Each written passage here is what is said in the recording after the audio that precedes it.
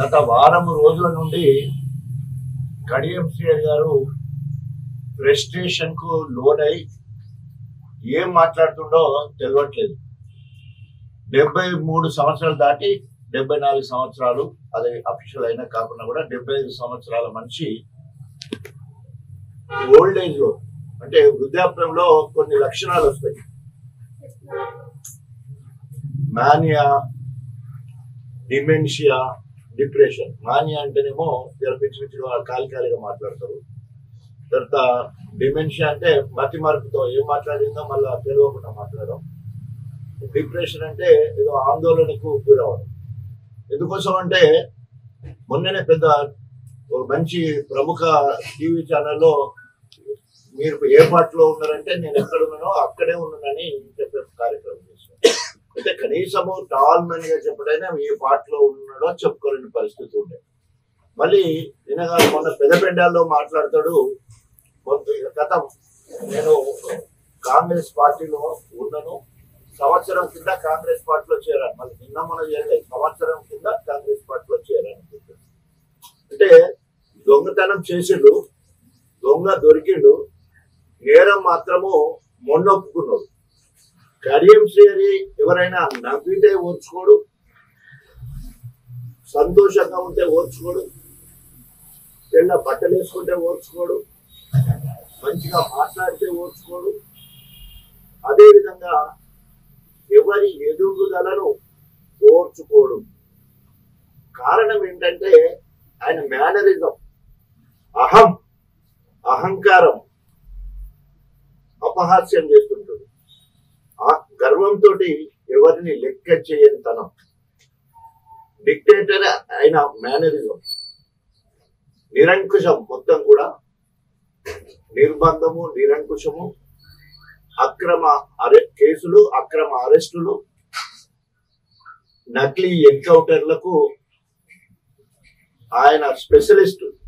కులం కోసం కానీ, తన నియోజకవర్గం కోసం కానీ, తన ఊరు కోసం కానీ, తన జిల్లా కోసం కానీ, తన రాష్ట్రం కోసం కానీ ఒక్కటన్నా ఇది కడియం శ్రీహరి మార్కు అని చెప్పడానికి ఈ టాల్మెన్ కు ఒక్కడు కూడా లేదు. బీజేపీకి రమ్మంటే తప్పకుండా తండ్రి కూతురు ఇద్దరు కూడా బీజేపీకి ఎప్పుడో జంపు చేయాలని అవుతారు. ఎందుకంటే అభివృద్ధి అనేది ఆయన నినాదం అయితే అనుకున్న లక్ష్యం ఇక్కడ నెరవేరట్లేదు. ఎందుకంటే పక్కన 1560 కోట్లు వీళ్ళ ఐలే తీసుకొచ్చాడు, పక్కన నాయని రాజేందర్ రెడ్డి 6000 కోట్ల రూపాయలు తీసుకొచ్చాడు. పార్టీ మారి మొన్నంత వెల్కం తీసుకొచ్చినట్టు 800 కోట్లు అన్నాడు. 800 కోట్లలో 250 కోట్లు ఇంటిగ్రేటెడ్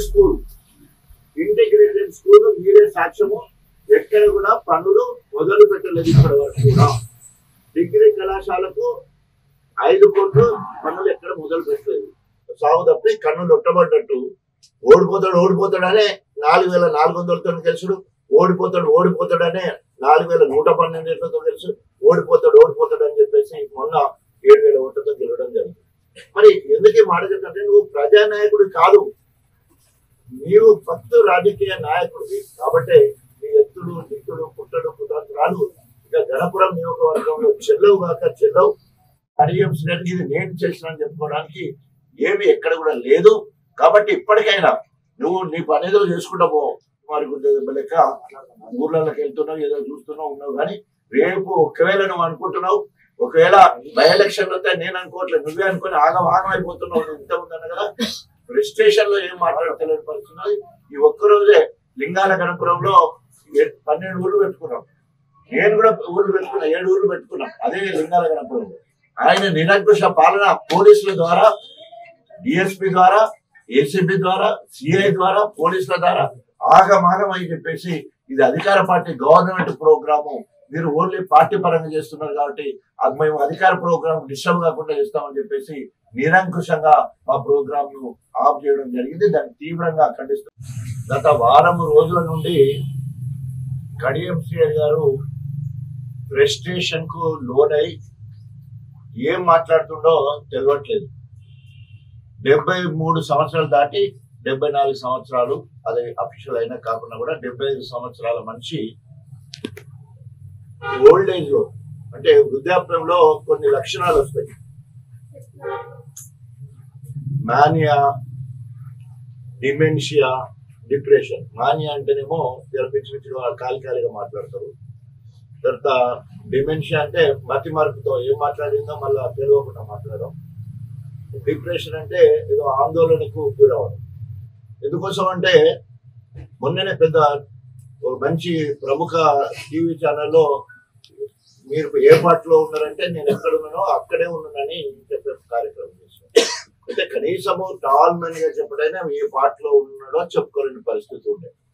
మళ్ళీ వినగా మొన్న పెద్దపెండాల్లో మాట్లాడతాడు, గత నేను కాంగ్రెస్ పార్టీలో ఉన్నాను, సంవత్సరం కింద కాంగ్రెస్ పార్టీలో చేరాను, మళ్ళీ నిన్న మనం చేయలేదు, సంవత్సరం కింద కాంగ్రెస్ పార్టీలో చేరాను.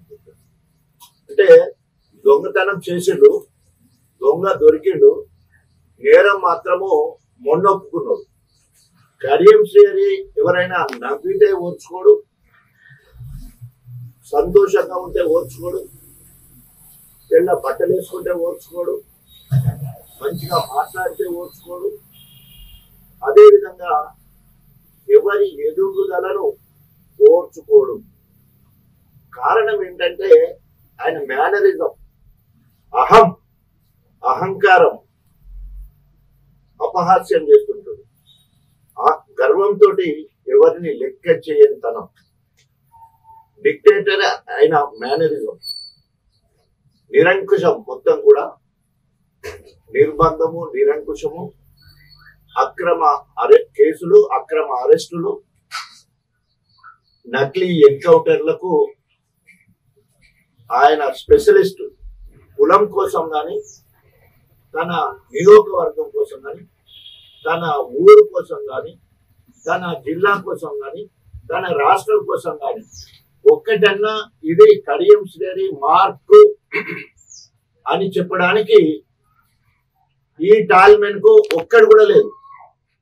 బీజేపీకి రమ్మంటే తప్పకుండా తండ్రి కూతురు ఇద్దరు కూడా బీజేపీకి ఎప్పుడో జంపు చేయాలని అవుతారు. ఎందుకంటే అభివృద్ధి అనేది ఆయన నినాదం అయితే అనుకున్న లక్ష్యం ఇక్కడ నెరవేరట్లేదు.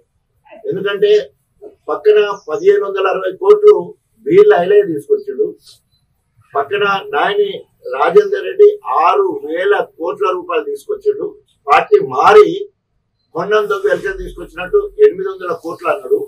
800 కోట్లలో 250 కోట్లు ఇంటిగ్రేటెడ్ స్కూల్ మీరే సాక్ష్యము. ఎక్కడ కూడా పనులు మొదలు పెట్టలేదు ఇప్పటి వరకు కూడా. డిగ్రీ కళాశాలకు 5 కోట్లు పనులు ఎక్కడ మొదలు పెట్టలేదు. సాగు తప్పి కన్నులు ఒట్టబడ్డట్టు ఓడిపోతాడనే 4400తో గెలుచుడు, ఓడిపోతాడనే 4112తో గెలుచు, ఓడిపోతాడు అని చెప్పేసి మొన్న 7000 ఓట్లతో గెలవడం జరిగింది. మరి ఎందుకు ఈ మాట చెప్తుంటే నువ్వు ప్రజానాయకుడు కాదు, నీవు భక్తు రాజకీయ నాయకుడివి. కాబట్టి నీ ఎత్తుడు, నిత్తుడు, పుట్టడు, కుతంత్రాలు ఇక గణపురం నియోజకవర్గంలో చెల్లవు. కడియం శ్రేణి ఇది నేను చేసిన చెప్పుకోవడానికి ఏమి ఎక్కడ కూడా లేదు. కాబట్టి ఇప్పటికైనా నువ్వు నీ పని ఏదో చేసుకుంటావు, మరి లెక్క ఊర్లలోకి వెళ్తున్నావు, ఏదో చూస్తున్నావు ఉన్నావు. కానీ రేపు ఒకవేళ నువ్వు అనుకుంటున్నావు, ఒకవేళ బై ఎలక్షన్ వస్తే నేను అనుకోవట్లేదు, నువ్వే అనుకుని ఆగం అయిపోతున్నావు. నువ్వు ఇంత ఉందన్న కదా రిజిస్ట్రేషన్ లో ఏం మాట్లాడతలేని పరిస్థితున్నది. ఈ ఒక్కరోజే లింగాల గణపురంలో 12 ఊర్లు పెట్టుకున్నాం, నేను కూడా ఊర్లు పెట్టుకున్నా, 7 ఊర్లు పెట్టుకున్నాం. అదే లింగాల గణపురంలో ఆయన నిరంకుశ పాలన పోలీసుల ద్వారా, డిఎస్పీ ద్వారా, ఏసీబీ ద్వారా, సిఐ ద్వారా, పోలీసుల ద్వారా ఆగమాగం అని చెప్పేసి ఇది అధికార పార్టీ గవర్నమెంట్ ప్రోగ్రాము, మీరు ఓన్లీ పార్టీ పరంగా చేస్తున్నారు కాబట్టి అది మేము అధికార ప్రోగ్రామ్ డిస్టర్బ్ కాకుండా చేస్తామని చెప్పేసి నిరంకుశంగా మా ప్రోగ్రామ్ ను ఆఫ్ చేయడం జరిగింది. దాన్ని తీవ్రంగా ఖండిస్తున్నాం.